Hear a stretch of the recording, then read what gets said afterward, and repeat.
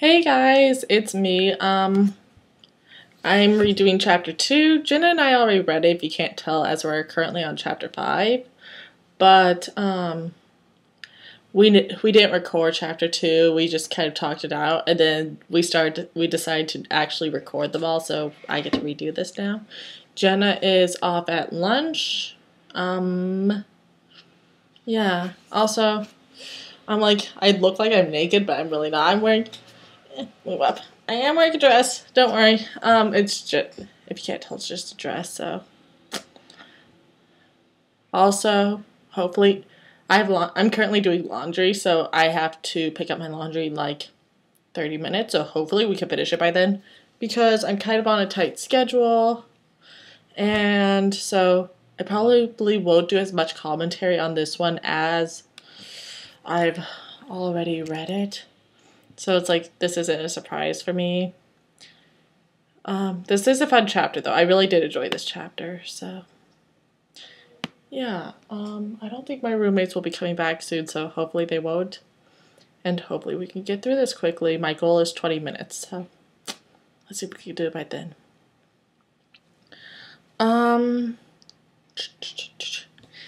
Chapter 2, 9. And this is when Sebastian is 9 and CL is still 5. Okay. Even at the age of 9, Sebastian McAllis had the knowledge of someone in high school. He was smart, good with words, knew when to act like a gentleman and when to act like a demon. Oh, apparently I don't know. He even knew how to play the violin with much learned grace and skill. I know in chapter 3 the author says that he's not a demon, but I'm still convinced. I mean, she said it here, so. Okay. The boy took much after his mother and parents, but took much more after his father and social skill and even charm, aka Satan. Sebastian was well respected in his 3rd grade class, and his grades were no laughing matter. His teacher had insisted to his mother that the boy take up high classes, be skipped at least 2 or 3 grades up. Lilith was fine with it. It was Sebastian who refused. The reason being, CL. After moving in with the small 5-year-old began attending 1st grade at Sebastian's school. The small boy was smart himself. His father made sure of that. Vincent wanted the best for his son and went as far to hire private tutors to teach the boy more than a 5-year-old would normally learn. So Jenna and I brought up this thing. How old were you guys when you were in 1st grade? Because we were talking about it and we were mostly sick. No, wait. I was 6, 7 in 1st grade because I turned 8 in 2nd because I turned 9 in 3rd. So, I was nowhere at all 5 in 1st grade. So I guess he was just bumped up, but still seems a little odd for me. But how old were you guys? Leave your comments below. Yes, CL was the only reason Sebastian declined all the offers given to him to exceed the other students. The raven-haired boy would not leave CL alone. It was a promise he made to himself. CL would not say anything to Lilith or Vincent, and he tried not letting Sebastian find out, but the small boy was being teased the first couple weeks of school. It was the same, so you think you're smarter than us. You think you're better. Oh yes, Sebastian knew. The only reason that never had happened to the older was because, even though his classmates respected him, they also feared him. You could say it was another trait he picked up from his father. This was another part Jen and I were confused at. We were kind of like, why? Like, if they respected him, would they really need a reason to fear him and therefore not bully him because they feared him? We were just kind of confused. If you want to explain it to us, please do. We're still confused about that. And we kind of make a laughing joke out of that always and forever. So, yeah.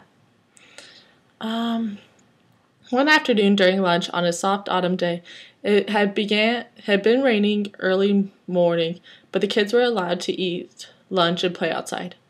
That day had become the last straw for Sebastian. He had been walking over to his favorite tree and he saw it. Very cliche, of course, but okay. CL was being pushed around with the other kids laughing at him, tossing his lunch from one kid to the next. "Give it back!" CL yelled. "Nuh-uh! Not until you beg for it," a boy known as Joker laughed. So I'm assuming Joker is in the first grade. "Pass it over here," a girl named Beast giggled. Joker passed it over to Beast, who threw it over to Dagger. As CL ran over to Dagger, the boy stepped aside and tripped the 5-year-old. CL fell face first into the mud. A roar of laughter broke out. "Ah ha ha! Look at that! He's a pig rolling in his own filth," Dagger laughed. "Ha ha ha! Yeah he is," Doll laughed. CL tried to resist the urge to cry, but that seemed rather impossible at the moment. Look, he's gonna cry!" Wendy cheered. Wait, who's Wendy? I know that they're from the circus arc, but I remember no Wendy. And why? I'm surprised they're not picking on Wendy. I mean, they have all these cool names, like Joker and Beast. Well, Beast isn't that cool, but you get my gist. They have, really cool names. And then there's Wendy. CL has a better name than Wendy. So why are they not making fun of Wendy? I guess it's just because this is a story about CL and not Wendy. We'll have to read Wendy's story one day. Whoops, sorry.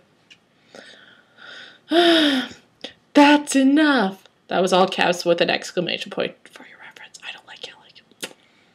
So, everyone turned their heads to the source of the loud yell. Gasps could be heard as Sebastian walked over to the scene of teasing. He stood in front of CL so that no one, and he meant no one, could see his tears. "Are you done, Sebastian?" Sebastian's voice was plain cold. What do you want, Sebastian?" Beast said with a tremor in her voice. "I asked if you were done," Sebastian said, looking at the group. One eye was covered by the mop of raven hair. The visible one almost glowed a deep and crimson red. "Back off, Sebastian. This little brat here thinks he's smart, so we decided to show him who the older kids are," Joker said with much pride. Okay, another point we found out. We kind of brought up. So obviously Joker and them are older than CL, yet why are they picking on him? I mean, would it be that big of a deal unless they're in the same grade, which means they're in the first grade? Well, actually, yeah, that makes sense because CL's 5. They could be 7. But then why would they know Sebastian? It's very confusing. I didn't know kids in grades older than me. So if you have an explanation, please explain it to us. We're once again confused. "Oh, is that so?" Sebastian said, his head cocking to the side ever so slightly. "Come on, Sebastian. You know better than anyone we don't take well to that." How old are they? Honestly. "This kid's gotta learn that we don't play fair," Joker laughed. Sebastian chuckled along with Joker's laugh and then turned to look at CL. The poor child was covered in mud and his lunch was nowhere near edible. CL feared that Sebastian was going to do something to him, like rape him. Would his own brother hurt him? Sebastian smiled kindly at CL, making the small boy jolt in surprise. Jolt? The raven-haired boy turned around and walked up to Joker, smiling at him. Sebastian came a little too close and Joker backed away. Sebastian followed. That whore. Honestly, Sebastian's a whore. We kind of discussed this in chapter 5, which might be posted before this, but Sebastian's a whore. And CL soon will be, but Sebastian's a true whore, so yeah. Someone came on my scalp. No, Jenna's still not there. Okay, she's at lunch. "Hey, what are you?" Joker said, backing up more. Sebastian stopped a foot away from Joker and then grinned. "You want to know something, Joker?" Sebastian said, still gritty. "I love you." I'm just kidding. What? Joker trembled. Sebastian held out his hand, offering a handshake, calling a team up. CL's eyes widened at this. Joker laughed and took Sebastian's hand without a second thought. Sebastian's grin turned into that same smirk. The raven-haired boy pulled Joker so close that their faces were inches from each other. Whore. and then he shoved the boy into a puddle of mud. He could have honestly done that without. He's just kind of a whore. What are we going to do about him? Joker gagged, coughing up mud that got in his mouth, and began crying. I don't play fair either, Joker, Sebastian said in a dark tone. You tricked him, Beast yelled. Sneaky bastard, Dagger yelled. He was at the age of, like, maybe 7? I don't know. Dagger was about to run up and tackle Sebastian, but the cold, bloodlust look in those red eyes stopped the boy straight in his tracks. Without saying anything else, Beast and Dagger held Joker up and left. Where are Doll and Wendy? I mean, honestly, they mention them, and so Beast, Dagger, and Joker leave, but are Doll and Wendy just, like, hanging around, just watching from the other side of a tree? I don't know. So much unexplained stuff, and obviously also important. Okay, we're almost done, guys. Yay, we did good. CL looked up as Sebastian walked up to him, offering a helping hand. CL took it without saying anything and let Sebastian lead him to wherever, typo on her end, but wherever they were going. It seemed like they had gone to the boys' bathroom. How does he not know? Okay. You okay? Sebastian asked, beginning to unbutton CL's mud-drenched shirt. Yes, CL blushed. Sebastian took the shirt and ran hot water over it. He then took a handkerchief and soaked that in the water. Once he wrung it out, he walked over to CL and began cleaning his face. Those idiots got you all dirty, Sebastian said. You don't have to do this. Stop, CL complained. The small boy felt so embarrassed. He tried pushing Sebastian away, but the older insisted. CL finally gave up and let Sebastian continue washing him. The small boy blushed as Sebastian's fingers brushed over his pink nipples. Oh, that's where it's at. In chapter 5, I don't know if this will be posted before or after, but Sebastian has a fascination with CL's cute pink nipples, and we're like, really? That's kind of weird on very many levels. Just go out with a girl if you want pink nipples. I don't know. Like, that's not our first thought when we think of guys. It's pink nipples, so. Hey, maybe this, I don't know. That's just really creepy. It's like, pink nipple. Okay. And shivered when he touched his neck. Sorry, I'm kind of, like, strung up on sugar at the moment. Sebastian smiled, noticing all these little motions. Creeper! Once clean, Sebastian began to unbutton his own shirt. That whore. What are you doing? CL asked, turning redder. The raven-haired boy smiled. Give me my shirt. I can't have you walking around half naked. Sorry, I saw someone had to walk outside my door. And I was trying to see if it was a package person. Is it a package person? I don't know. Sorry about that. There's just someone I'm like, had to make sure it wasn't my roommates. Where were we? Okay. The raven-haired boy smiled. Give you my shirt. I can't have you walking around half naked. Yes, you can, you whore. You'd enjoy that. Once the shirt was off, Sebastian draped it around CL's shoulders. Then suddenly the small boy backed away and turned around. I can button it myself, CL said. He was just happy Sebastian had another shirt on. Well, I think Sebastian wouldn't have cared. He's a whore, but it's kind of creepy that a 5-year-old is, like, glad about that. I know I have a nephew who is, well, I have several nephews who are, like, around the age of 5, and I know they really wouldn't care. They don't have thoughts like these, so. And it's like, they're just regular 5-year-olds, so. This is kind of disturbing on multiple levels for me, as I have nieces and nephews around these ages. Let me see. Yeah, I have a niece who is turning 9 this year, in October, actually, so. Yeah. So it's just kind of gross and disturbing for me. Sorry?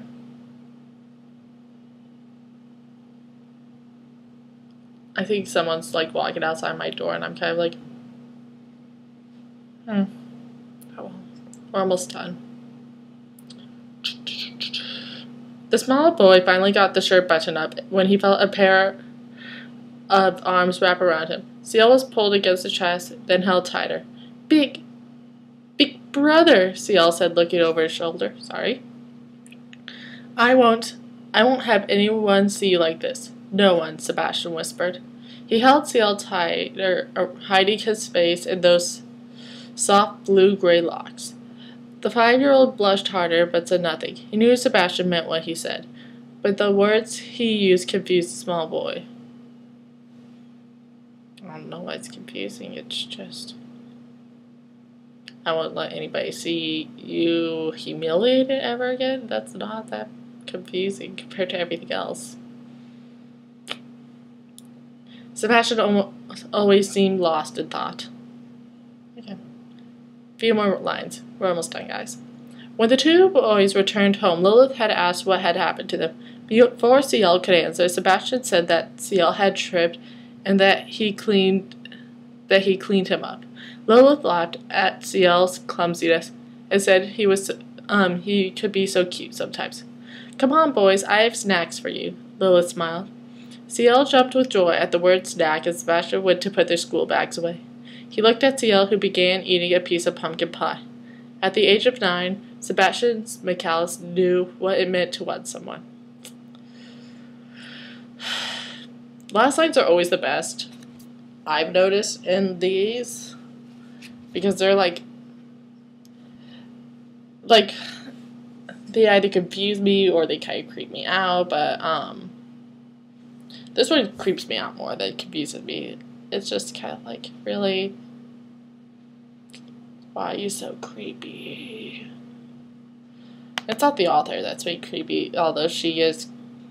I'm not trying to insult the author, I'm just saying it's kind of creepy that Sebastian would think that at the age of 9. Like, I was talking to Jenna about that. I'm like, if he was a demon, that would make sense. I mean, perhaps he lived a long life, and so he went to a lower age, but he knew what he knew what it meant to want someone because he had waited kind of for so long, but as explained in chapter 3 at the beginning, apparently they're not demons. So I'm like, bitch, say what? Because, honestly, it's kind of creepy. And I'm like, don't know what to think. So, dancing. Okay. Well, we're done with the chapter. I'll probably post this before chapter 5, but for chapter 5, hopefully we'll finish it today. Because we started it, but my roommates came in, so we had to stop. So, hopefully we'll finish it today. And, yeah. Hope you enjoyed this one. Sorry it was kind of boring compared to most of the other ones, but just kind of had to get through it, so. Yeah. Okay, I'm gonna get off now. I get to do homework now. Okay, bye guys!